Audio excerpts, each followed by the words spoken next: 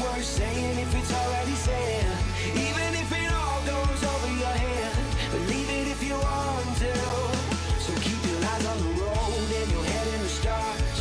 Find a way down the rabbit hole just a little while longer. You can change anything if you want to. Sing it like ooh, if you want to. Sing it like ooh, if you want to.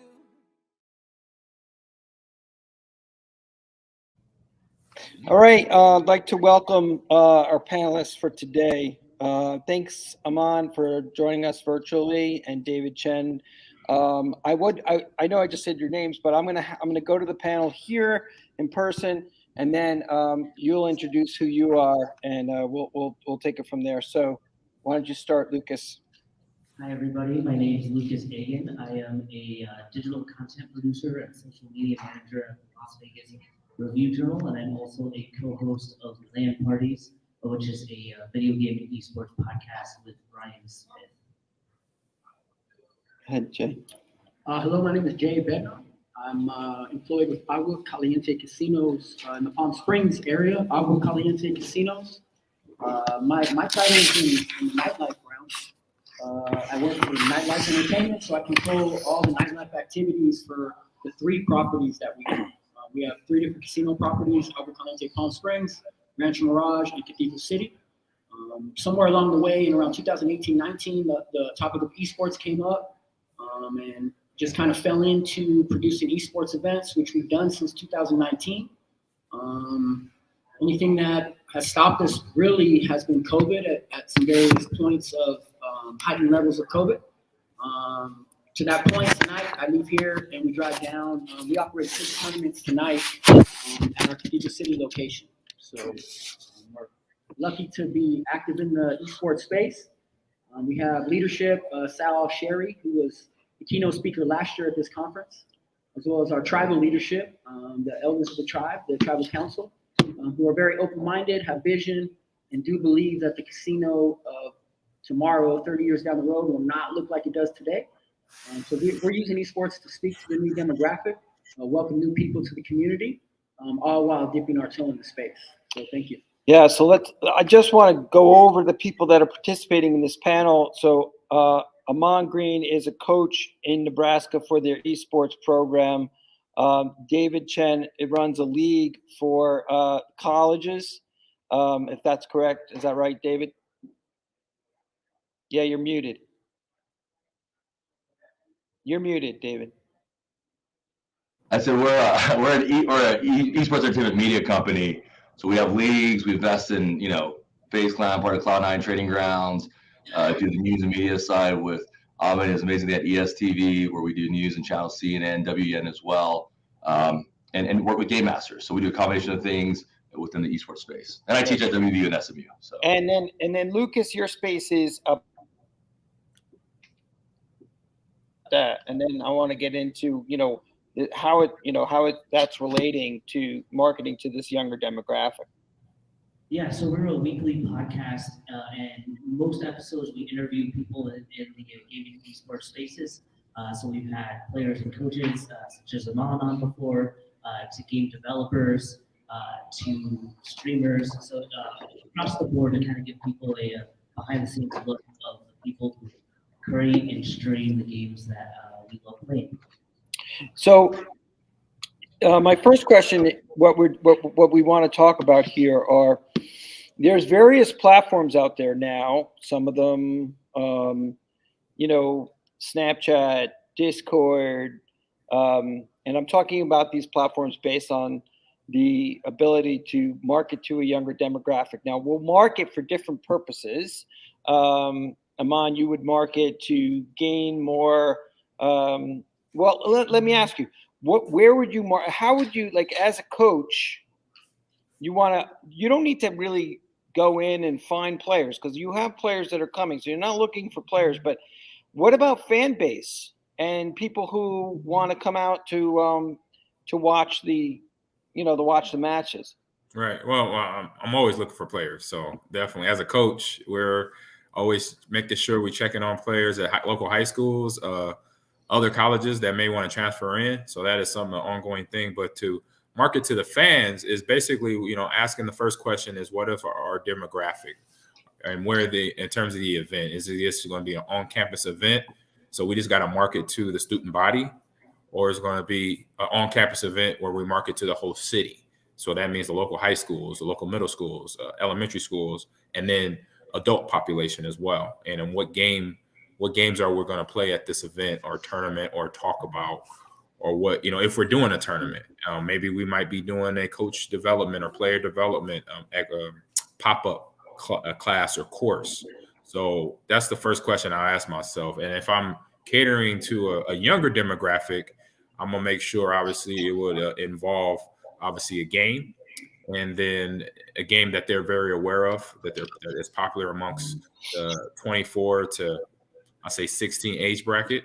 So Fortnite, Valorant are very popular shooter games. Madden, 2K are very popular sports games. Smash and I say Mortal Kombat will be popular fighting games. So any of those games, in the mindset of having a prize pool to make sure you attract the best gamers or a lot of folks or kids to come in to play.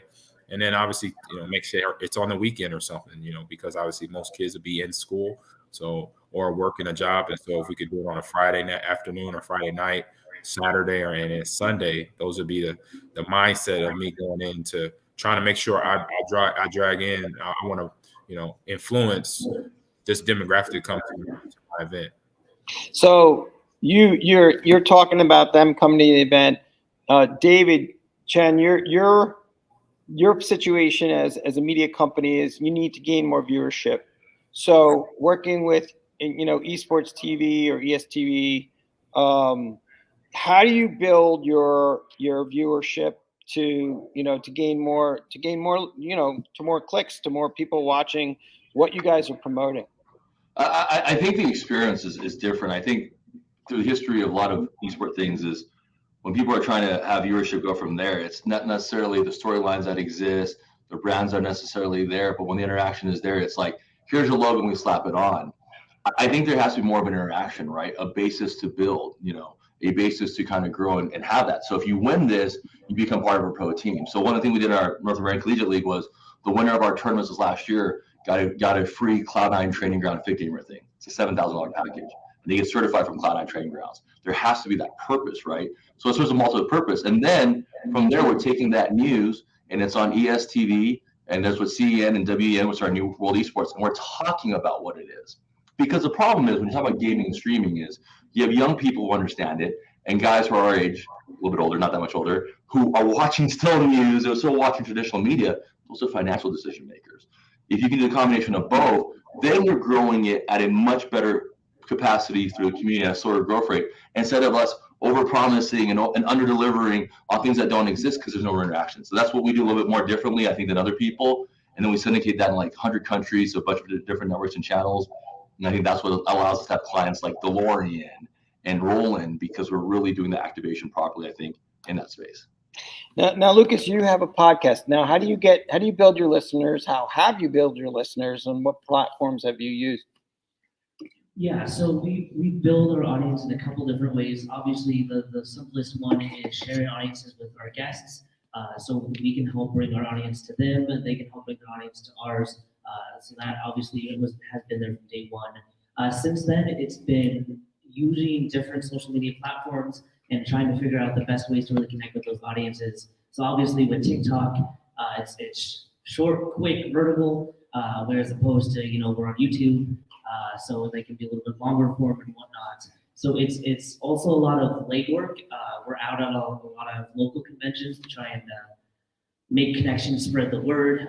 So, both Ryan and myself served as moderators at Level Up last weekend. So just ways like that to kind of get our name out to the more general public that we might be missing now. And then utilizing the RJ platform to help with a little bit of ad budget and helping the RJ kind of help us stand out, especially at the beginning, to give us a little more credibility to stand out amongst the crowd of all those podcasts.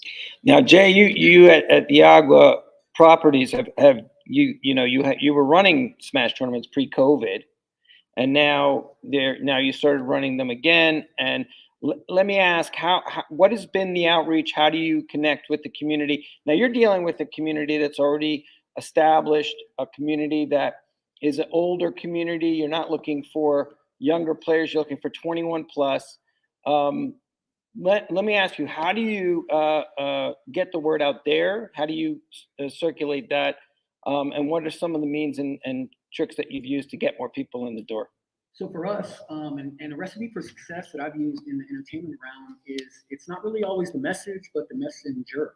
So the same exact message from two different sources can be accepted very differently from the audience. So what I found success in is working with trusted partners that have the authenticity already established, that have the trust already established, to share those followers, to share that fan base with the casino. I look at it like the younger demographic is very non-trusting of the casino. So it's sort of from left field when they make plays towards that community. In our world, again, not just with the esports, but in many facets of entertainment, we link up and work closely with the producing partner, again, that establishes that altruistic nod to the community. They've already got it. And that's what we've done with our esports. So we initially started 21 and over. Those are the parameters that were set for us by our internal gaming commission. So we followed that.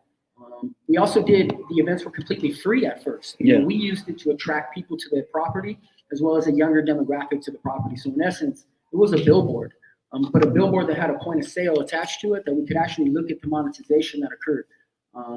And we continue to use that. I think I like to use simple analogies, and you want to fish where the fish are at, but you also got to use the right bait. So depending on who you're looking for and what your end goal is, you would obviously be using different platforms and of course providing various sorts of content from very static to very dynamic.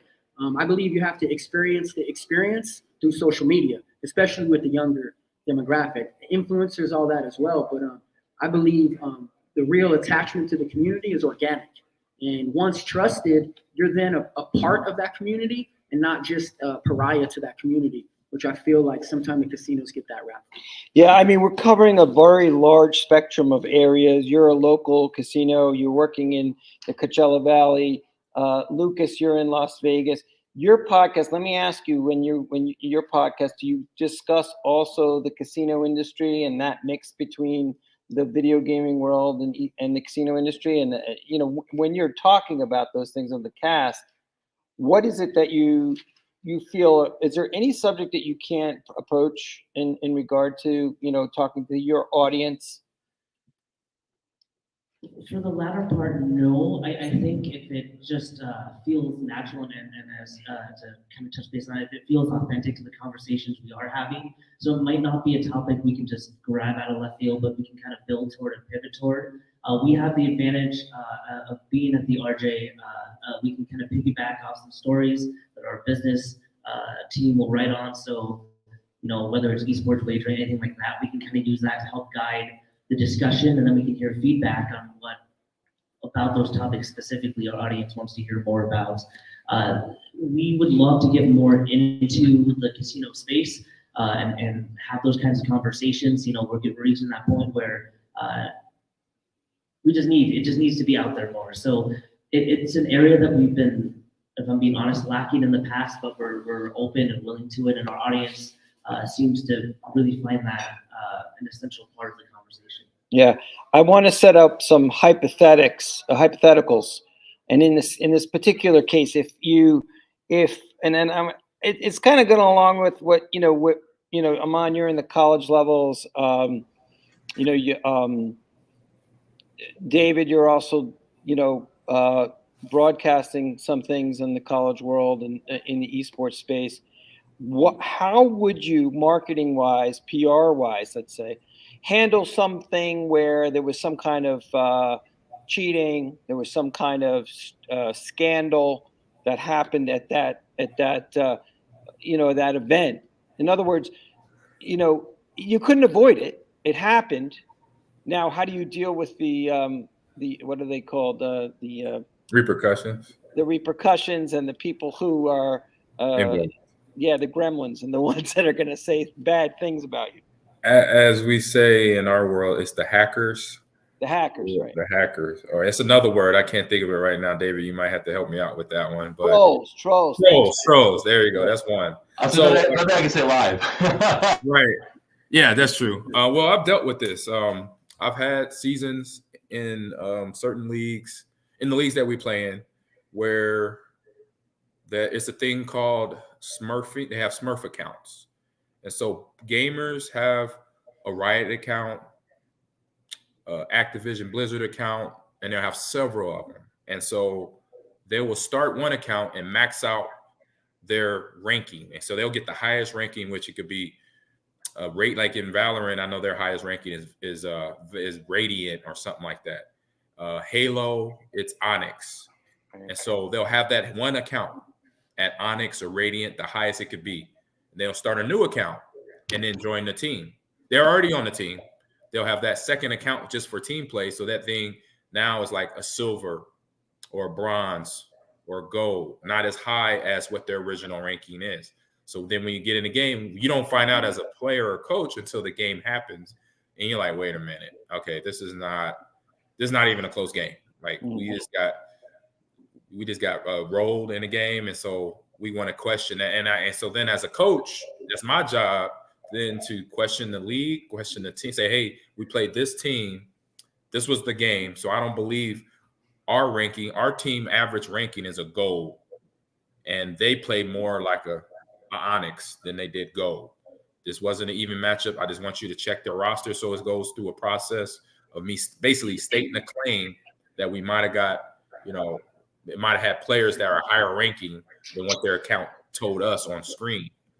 So they have to go and then investigate from the admins of the league to figure that out, to find that out. That's one example of something I had to question in the last 3 years as an esports coach. Another one wasn't as bad. It was just a weird one where we've watched NCAA basketball forever, for a long time. I think everybody on this call and in the room knows when March Madness is right around the corner.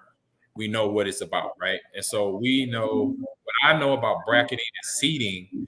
It happened once, and then it happened again this past fall, where I had my teams with the number 1 seed in a bracket, and we had multiple players. So it was Madden players, for example. I mean, the actual scenario. We had 5 Madden players that made it to the playoffs, all from Lakeland University. But we were also, it was 1, 2, 3, 4, 5 seeds and from the same school.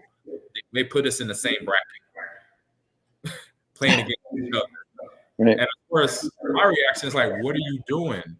I'm like, that means you have 5 or 4 seeds. You could put one of the number 4 seeds together in opposite bracket sides of the bracket to make, they'll come in from, being, if they win, they win out. But you don't want to put them in the same bracket. And so the league didn't really have an answer for that at the time because they were just starting out. So we had to suck it up and eat the pill. So we ended up counseling each other out. One of my players ended up winning a championship overall. So it was a silver lining there. Again, when it happened again in another game, I think it was Smash. It was the same thing. We had a whole bunch of Smash players that were really good, and then we canceled each other out in the first bracket because they put us all in the same bracket. So, you just got to make sure you step up, you state your claim and say something right away. Don't wait, after the tournament or after the game. You do it on the spot right away. It's like, hey, somebody right here, call it ace and ace right now. Because if you wait, then the admin's gonna have a harder time to try to prove you saw or what you thought you saw is something illegal against the guidelines that are in the rule book that is sent to everybody out there. Right. So that's dealing with the college level. I want to just jump to Jay about how you would deal this in the real world, like with general players in the casino. Yeah. So the way we deal with it is we seed based off of our interactions, our tournaments. So when a new player comes, we're in Coachella Valley. We're about 2 hours from San Diego, 2 hours from LA, 2 hours from Mexico. We regularly have people coming from all 3 places for our tournaments. Tonight, there will be people from Mexico at our tournament in Palm Springs. So how do we, obviously when the person's never come, we have no way to base your seeding, and we're not going to use PR rankings that exist for other entities. So therefore it's just randomized. where we get into a really touchy situation is when there's 3 players from Mexico all travel together in the vehicle. They don't want to play each other because they don't want to take each other out from their experience. So the other thing is the style of the rule sets. You can use the full dedicated pro rule sets that any of the largest competitions use, or we've kind of gone through paths of creating our own rule sets. Maybe single elimination tournaments, what the players really didn't like, because if they have one bad episode, then they feel they're out. So they want that double elimination chance to come back from the loser's bracket. The biggest problem we have is players not wanting to be seated really near their friends.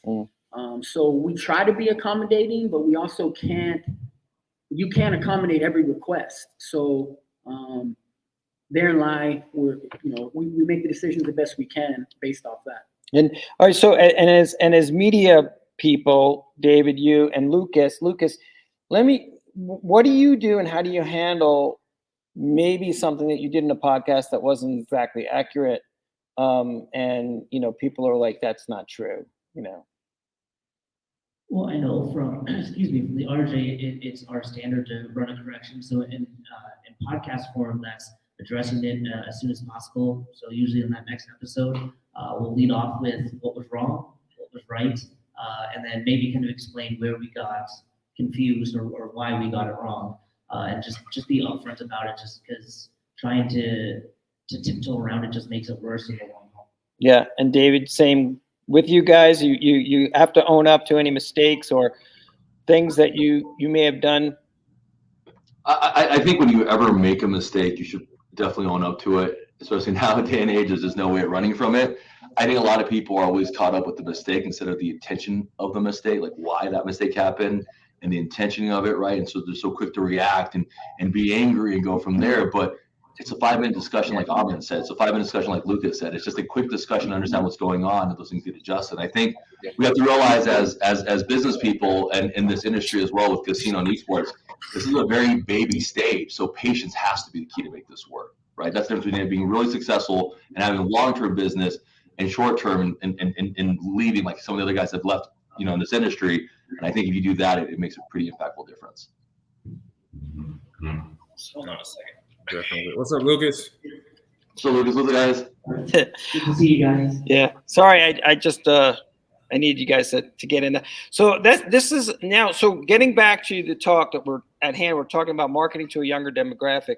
So, we have a representative here from the casino industry, and we have 3 other representatives here from the esports, and then me that falls in between. So, what my next question is how, now that casinos have sort of opened their doors, particularly here with Jay's Casino in Agua Caliente in California, what do you feel would be the best authentic way to connect? Like in a lot of ways, I mean, you have platforms like TikTok, you have platforms like Discord, you have all these platforms that, in my opinion, if I were running a casino, I would allow someone that is like the runner of that casino, almost in a way like, if you go back 20 years, and Jay, you could probably remember, Steve Wynn would always do these commercials and walk around the casino and go, oh, look at my place, that kind of thing. What I'm wondering is, can we do that today with younger audiences? Would that come off as a way of being, complete BS, or would it be a way of just the connecting to that younger person from somebody who really owns the place and runs the place? Does that make a difference today? Maybe we'll start with Lucas. I would say that in theory it could, if it comes from streamers / social media people, people that have a significant base of support that trust them.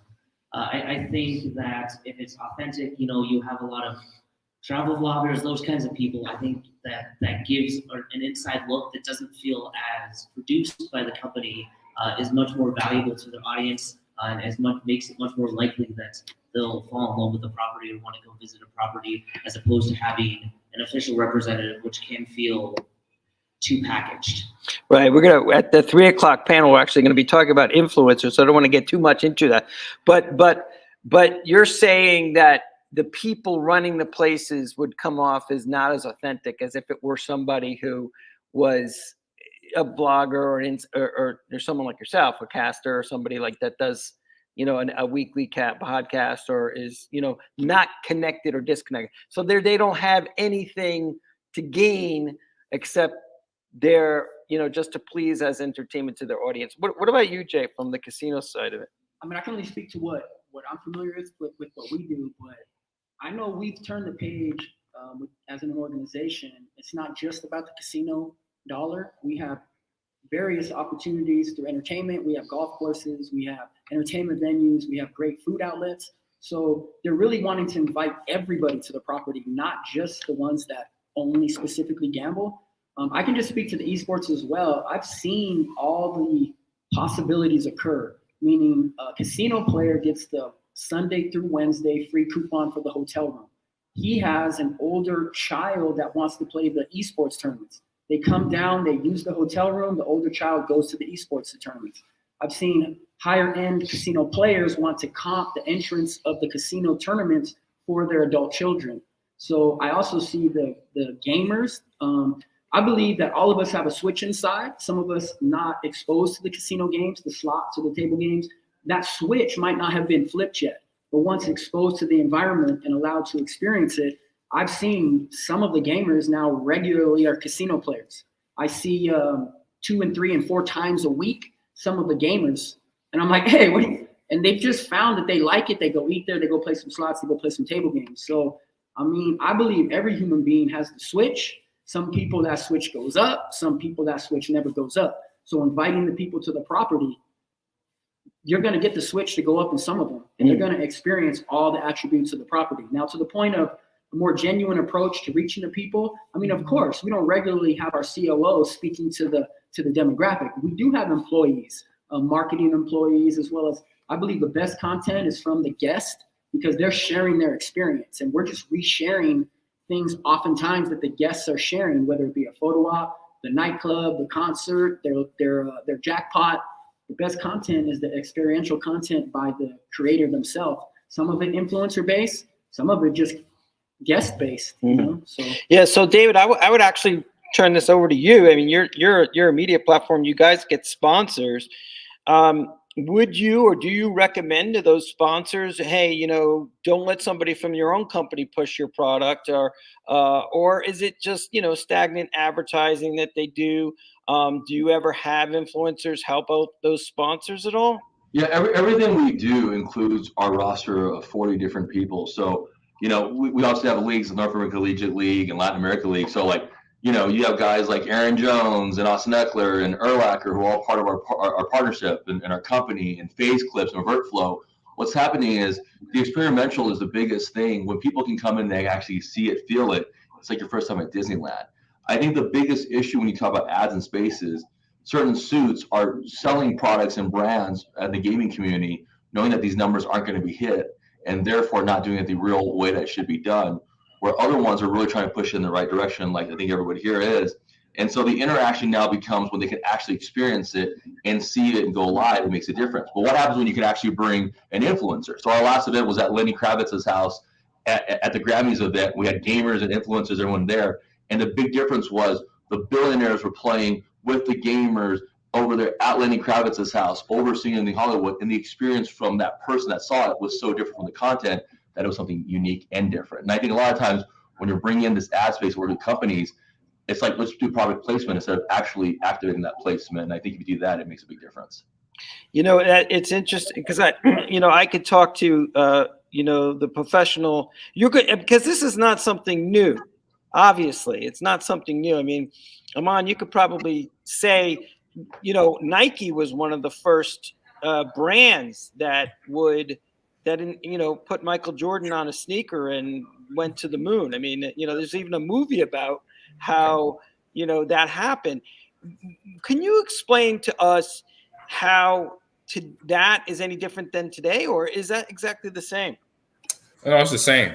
I remember going to my first E3 in 2009 or 2010, and God, now of course I'm thinking about it. The name is flying from me right now, but he was a popular StarCraft player, StarCraft 1, StarCraft 2, and he got into the business of what you just said. He took his fame from gaming and transferred it over to now his after career stuff.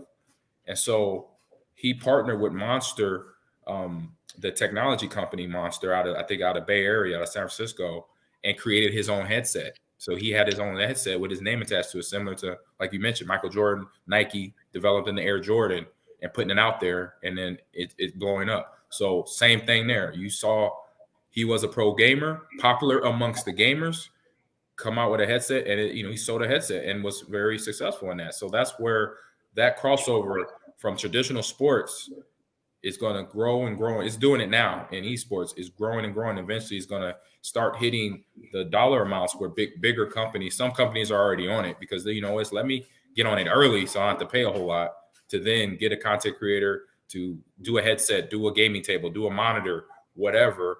Put Ninja's name on a chair or a console or what have you.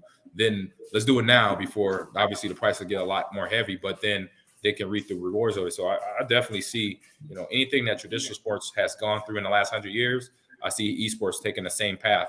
Once everybody is aware, like we mentioned, the higher ups, older than us, that are in it, that have the decision-making power to the money, then boom, you'll see the influx and the leagues to grow around the world. Now, I want to ask this question. So casinos, over years and years, they've always had that stigma. Sometimes they still do, and sometimes they don't. It depends on where or who you ask. And like you said, Jay, there's lots of things for people to do. But my question to you, Jay, is like, how do you feel? How if with the stigma that casinos currently have or have had, even with the younger audiences, with them not really trusting them the way that they can, do you think it would be damaging or helping? One, would it be damaging a person like Shroud to promote Agua Caliente Casino, and would it be, so could it damage him and then at the same time benefit the casino? So where in the space today do you feel that would be for gamers to receive marketing messages from a guy like Shroud promoting Agua Caliente? Yeah, I mean, it's a great topic, and I think it's a relevant topic not just to the esports world, but entertainment as a whole. We have an amazing showroom where a super high level of talent comes through, but there's obviously a certain level of talent that's not going to be coming through the Indian casinos. They're just, some people believe you're on the downturn of your career, whether to say it is or it isn't. I mean, we've had some very current artists, so I don't necessarily agree with that, but there is that point of view. So I can see both sides of it, to be honest with you. Somebody that's really on the cutting edge and setting the future, setting the trends. Do you want to attach yourself with something that isn't? I mean, I can see where that doesn't make sense for somebody, but at the same time, I know we're personally involved in pretty advanced talks with various companies, which large-scale influencers who are interested in that, who are interested in selling their products, and their main point is to sell their product, and however they can best do that, they're open to. So I can just say we're in talks to bring some very relevant influencers to help engage the audience and the crowd and show connectivity to what we're doing, just even more so be genuine and even more so connected to the highest entities within the space. Yeah. So we're on the path to do so, but I could see the point of view of, if I'm a true tastemaker and trendsetter, then I really need to be careful of who I'm with, make sure that person or entity is the same. Yeah. My next question, well, Lucas, can you answer that a little bit? I know you're living in a casino space. You're here in Las Vegas, but you're sort of spanning in both worlds of the video gaming and esports side and the casino side. What is it in regard to, maybe talk a little bit about your audience and how they receive your podcast? I mean, do you know the average age of people who listen to your podcast? I do. It's in the mostly the 18 to 34 range, and it's we try our best to have open lines of dialogue, whether through social media. They can always email us, leave us comments, reviews, whatnot, to really get a sense on what they like that we're doing. If we're trying out something new that they think doesn't work, we listen to if there's overarching critiques on the way we interview, how we interview, who we interview.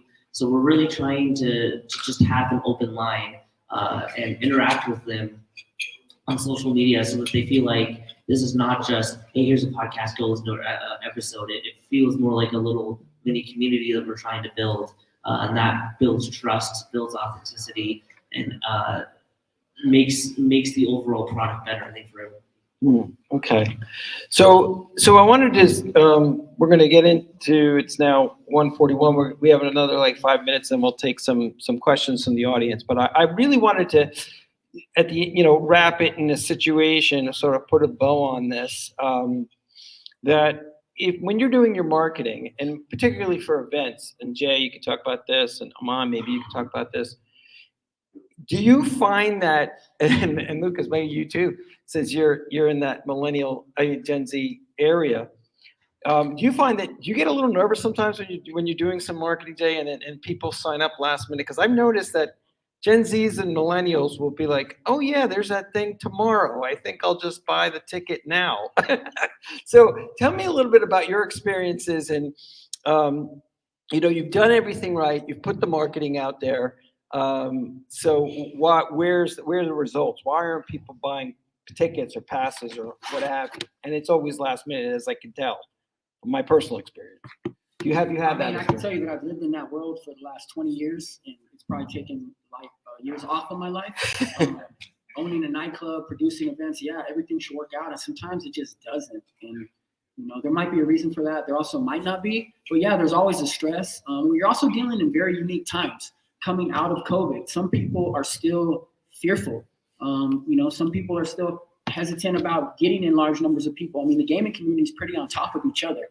Yeah, they use their own controllers, etc., but everyone's like right on top of each other. So those environments create some obstacles right there. You also have very trying times with the economy. You have the free money has stopped. You have the gas prices so crazy. You have inflation that's occurred. So our prize pool, although we've kind of kept our budgets the same, but might not have the same draw and pull. I've seen pretty large prize pools too, and not many people really come out. So I think it tends to be the community and their opinion on the event. And over time, that opinion changes. It's an ebb and flow. Like if you let the community dictate everything, they're moving that cheese constantly, and it's hard to keep up.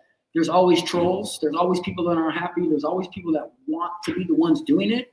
And so, you got to kind of weed through and do your best. But ultimately for me, it's always a stress. But if you're producing a good quality product, then I believe it will work out. Sometimes, like I say, when we first did our first esports event, the first night we had 195 people come out that were 21 and over.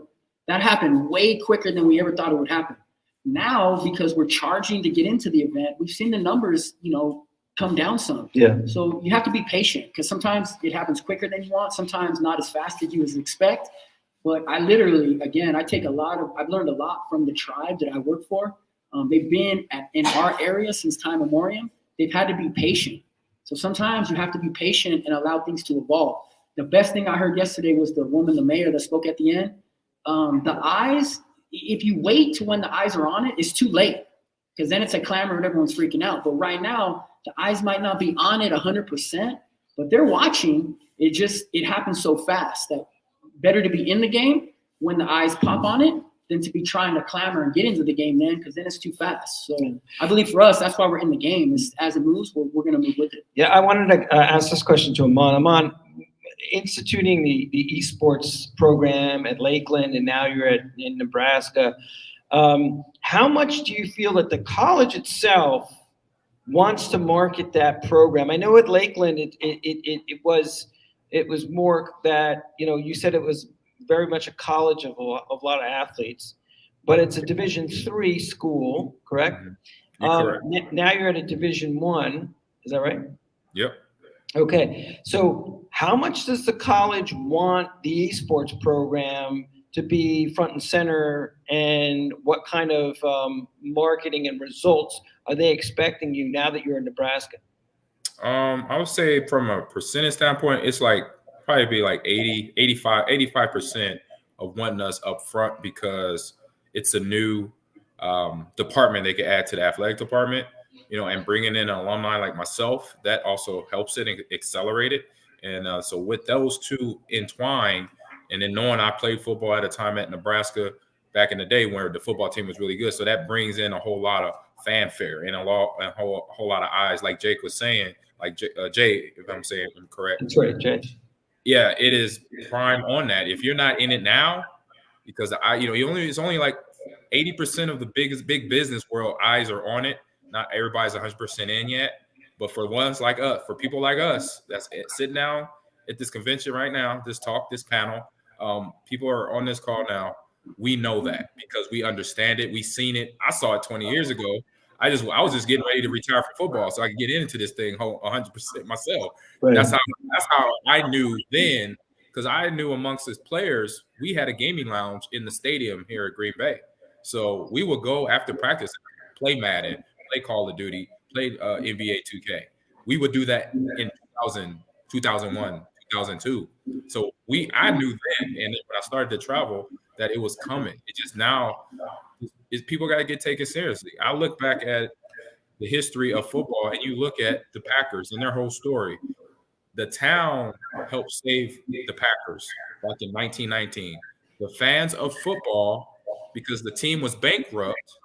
So you, like Jay said, you have to be patient in what you're selling and what you have, because everybody wants to get that big payout. They want to get the money and then put it in the bank account and look at the bank account and then feel good about themselves. But right now with esports, the game industry, if you're just getting in, it's not that right now. You got to work with it. You got to massage it. You got to learn all the avenues and the people that you need to talk to let it all grow. And something Doc Haskell said from Boise State, the director of esports there, we all have to do this together. Because if we go silo it everywhere, we're going to be in silos. We're not going to grow very fast. This industry is going to be almost a slow rate of growth. If we're going to grow fast, we got to work all together. So us collaborating like on this panel right now, but then outside of this, doing things together, collaboration is number one, and that's what's gaming. In most games, you team up with a group of guys, girls, sit on the couch co-op. It's going to be the same way how this industry is going to grow. It's everybody working together, no matter what level of business, what state you're in, what rivalries that might be. So work through that to help it all grow. Yeah, that's exactly where I started at the beginning of this conference yesterday, and I announced that we're launching a program called getaglobal.org, which is it stands for Gambling Esports Technology Association, and it's to stand together with the esports industry and the gambling industry and see where we can find the best ways to grow together as in a cooperative. And as you said, strong, the united we stand, divided we fall is exactly your sentiment in that last statement you just made. And now I wanted to ask David, Eric Yoon is the ESTV CEO, correct? So my question is, you work with him, and I know that Aman has also. In the early days of ESTV, can you give us a little bit of, we're talking about slow growth. So can you give us a little bit of what the early days were like and, how it's come to, where it is today? Armin probably knows more about the early days, but I'll tell you this much. It's still the early days. I know that too, man. I was in the studio last week. But this is the funniest part about the story. And it goes like this. We started college esports now with some of the other colleges, NJACC, ECAC, Esports U. It was the first time we wanted to come together and do this. It wasn't about money. It wasn't about who was doing what. It was about featuring the best players. And we produced it. We put it together with Eric and go from there. But let me tell you what happened. Within the first month, we had Riot Games contact us to try to cover news. Within the first month. That's right. Everyone can look at me when I said that. That's absolutely what happened. We have Nike Gaming on our news channel now. We have Nikes on there. We have people now trying to come in and get exclusives on these things, and we're scaling it in multiple countries. So we're in 100 countries now. That's the way that I see it. It might be a slow growth pattern, but I'll tell you, in the last 3 years, it's accelerated greatly. I remember when I first came in this industry 5 years ago, and I invested in FaZe in 2017. Like I literally invested in FaZe in 2017. And I remember putting in a Super Bowl commercial. And I'll tell you the craziest thing that happened. There's A-Rod and Charlie Sheen at this Planet Peanuts commercial. And at the end of this commercial, FaZe adapts the linear for 1 second in the background. He tweets it, goes out, and he had more engagement than A-Rod and Charlie Sheen combined. And that's when I knew the game was over. It's all about the instant access and your ability to go from there. For Jay and his online casino and gambling, those opportunities there. Lucas, I obviously talk to each other. I love Lucas. I'm a big fan of his. And Mr. Green, I've known, we've tried to talk for a while, so it's great to have him on board. But the things that you're putting together, when you put those type of medians and push it through with groups like this, it's going to make a difference. All the bad guys starting to weed themselves out. We all know who they are. We've already heard the stories. The community's only so big, right? If you've been around here for 20, 30, 40 years, I'm an ex-Deloitte managing partner. I'll tell you the difference. I managed the whole China division for Deloitte, a $46 billion division, and I'm in gaming. I'm going to play football, right? The reality is this is the future of it because it's instant access and it's immediate access to people and much more consumer rates. And as long as I think you're doing right with the right people, then it will be the thing that we all want it to be, which is little kids us all leading this charge because it's what we want to do, right? Yeah. We don't want the big state to go from there. And I think that's where my relationship with you, Ari, and everything else has been so unique because it's just good people wanting to work with other good people because we don't have the time to work with bad people. Yeah. So now, as the Casino Esport Conference, here's another question. Now, Jay, you started something interesting. I think during COVID, you had some online tournaments. Is that correct?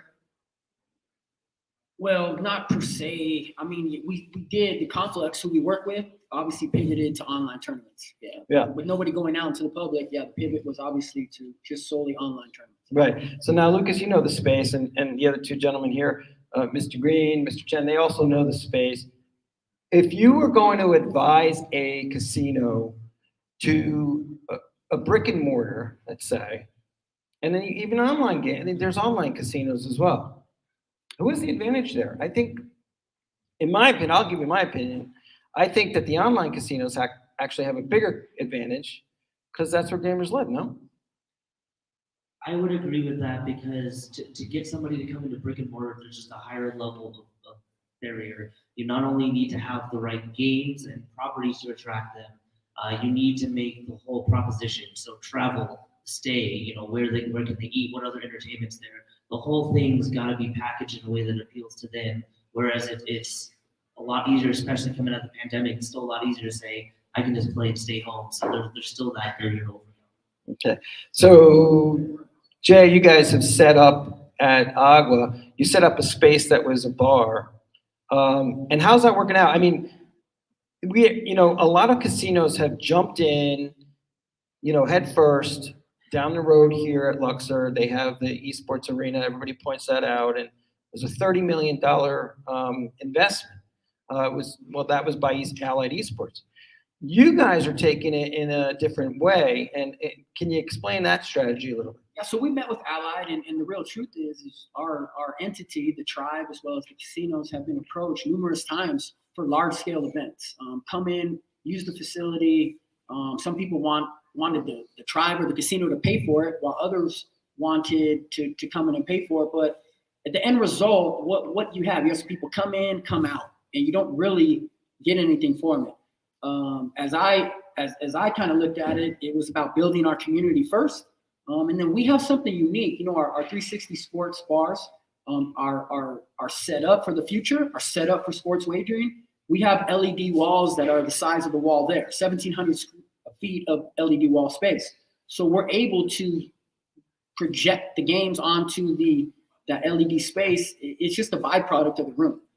So to produce that, to rent that in for the night, you would know the cost. Yeah. And so it's not something people can really duplicate. Right. What we have at our 3 properties was an investment done for the tribe for the future of sports betting.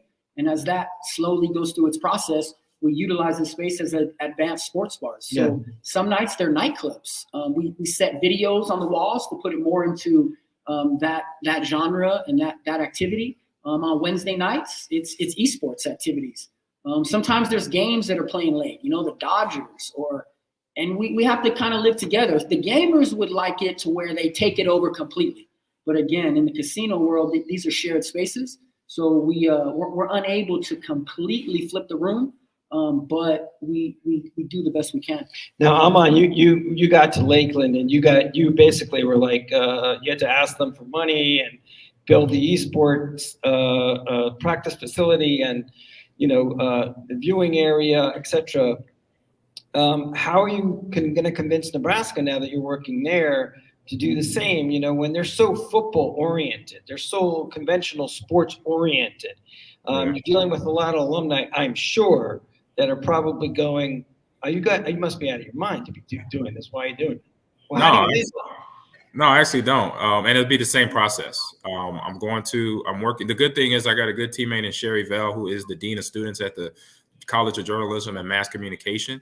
And so so you just heard that. So the building where students go and get their degrees in journalism, being a reporter, video design, developing stories, stuff like that. That is the department that's heading this. So we're basically going to have a production studio with the esports team. And that's what I was leading to with Doc Haskell up in Boise State. He said, I have a production studio and then we have an esports teams on the side. So having them with that support right there, that just gives me a lot of joy in that. And so now we're already been in a lot of conversations, even earlier today, to get the program going on a high level. Every day I'm doing like 2 or 3 interviews explaining what I'm doing on campus so I can ask those questions. I think everybody by now, it's been almost 2 months where I've been on campus for 2 months, where people should know what I'm doing and why I'm here. And it's not for football, maybe Madden, but not Nebraska football. And so it just brings in a kind of a breath of fresh air, because with traditional sports, everybody knows everybody knows this time of year is March Madness is here. But now in the next few years, we're going to start seeing more and more, crossover of esports events, college level, high school level, of tournaments and things going on at the same time as March Madness, Super Bowl, World Series, NBA championships, those leagues that have been established for 100 years now. Now you're going to see esports kind of wedging their way in, say, hey, we got League of Legends championship on at 9:00, or we got Valorant, or we have the Madden championships for a high school versus California, whatever. That's going to be coming about very, very soon. And it's already happening at the high school level and at the college level. So, I've talked with a league that I've been working with for a year now called the UEL, United E-Gamers League, where it's basically the esports version of mixed martial arts. So you got to know how to play 33 games. They have a will. They have 6 genres: sports, fighting game, and a few others I can't think of right now. But you have teams that can learn how to play games that usually everybody can play. Once you have a popular game or a pro playing that one game, that's all they play. But now you got esports players that know how to play multiple games. And so that's what I've been recruiting. But that's something where, like I said, it's going to eventually grow to a point where people are definitely going to have eyes on it. Yeah. Well, it's been a very interesting discussion. Is there anyone in the audience? We have to wrap it up, but we have about 1 minute for any questions. Does anybody have any questions in regards to marketing to a younger demographic? No? All right. I'd like to thank the panel. I'd like to thank Aman, David, Jay, Lucas. Thank you so much for joining us today. Hey, Lucas, nice meeting you guys. Thank you. Jay, nice meeting you. Lucas, good seeing you again. Okay. I'll see you guys. Thank you guys. All right. Bye. Bye.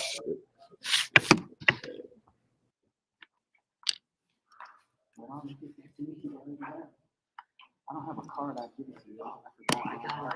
Give me a card. I'll give you one.